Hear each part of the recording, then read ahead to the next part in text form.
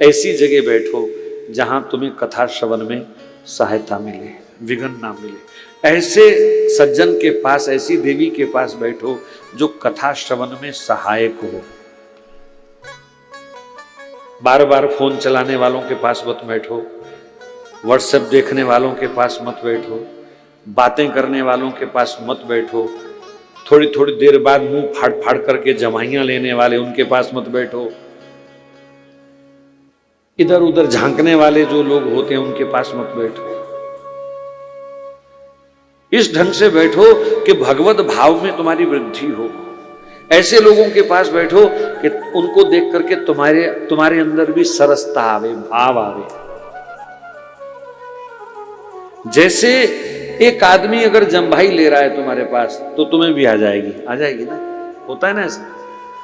मैंने तो यहां तक नोट किया कि किसी पर फोन करते हुए भी अगर उस सामने वाला जम्भाई लेता है ना तो हमको इधर आ जाती है, चाहे वो 500 मीटर दूर बैठा है, 500 किलोमीटर दूर बैठा है, इतना इसकी वाइब्रेशन इतनी होती है। तो जब ये आलस्य का, प्रमाद का कण तुम्हें प्रभावित कर सकता है तो तुम्हारे आसपास अगर कोई रसिक बैठा होगा तो क्या उसके हृदय का रस तुम्हें प्रभावित नहीं करेगा? ऐसी जगह बैठो जहां से उठना ना पड़े, ऐसी जगह बैठो जहां एक एक शब्द आपको स्पष्ट सुनाई दे। बस यही कुछ नियम है। फिर देखो जीवन में कैसी क्रांति आती है, कैसा आनंद आता है। अंतिम बात कहकर के आज का कथा प्रसंग प्रारंभ करूंगा। ये पूरी भक्तमाला आप पढ़ लीजिए, पूरी भागवत पढ़ लीजिए।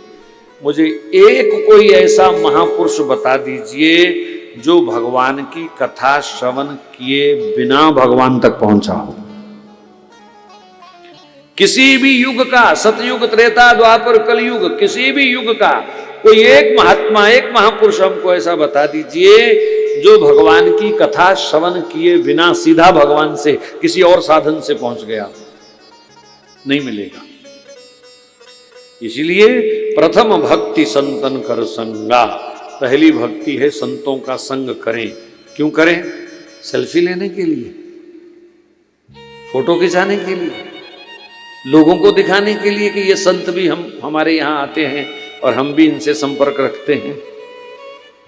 संतों का संग केवल हरि चर्चा के लिए।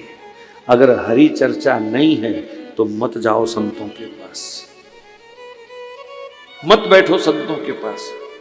संतों के निकट जाने की, निकट बैठने की कहीं आज्ञा नहीं है।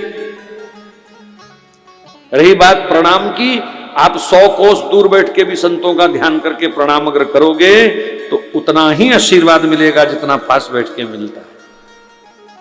तो फिर संतों के निकट जाने की क्या जरूरत है? सिर्फ हरि चर्चा के लिए, सिर्फ सत्संग के लिए, सिर्फ सदविचारों को प्राप्त करने के लिए।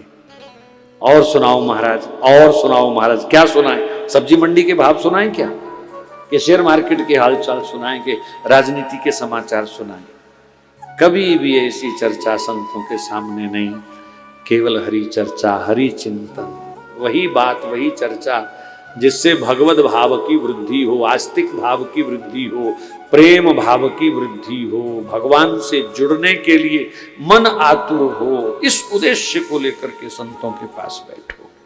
ठीक है, कोई 1, 2, 4%, 5%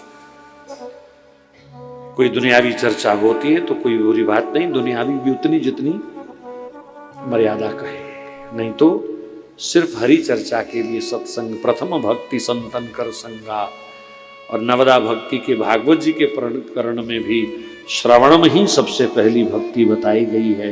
ये नींव है जिस पर अध्यात्म की बिल्डिंग खड़ी होती है। और आप जानते हैं अगर बिल्डिंग ऊंची खड़ी करनी है, बड़ी खड़ी करनी है तो नींव मजबूत होनी चाहिए। ऐसे ही अध्यात्म के, प्रेम के, रस के शिखरों को अगर आप ऊंचाइयों तक छूना चाहते हो तो ये श्रवण भक्ति की नींव खूब मजबूत होनी चाहिए।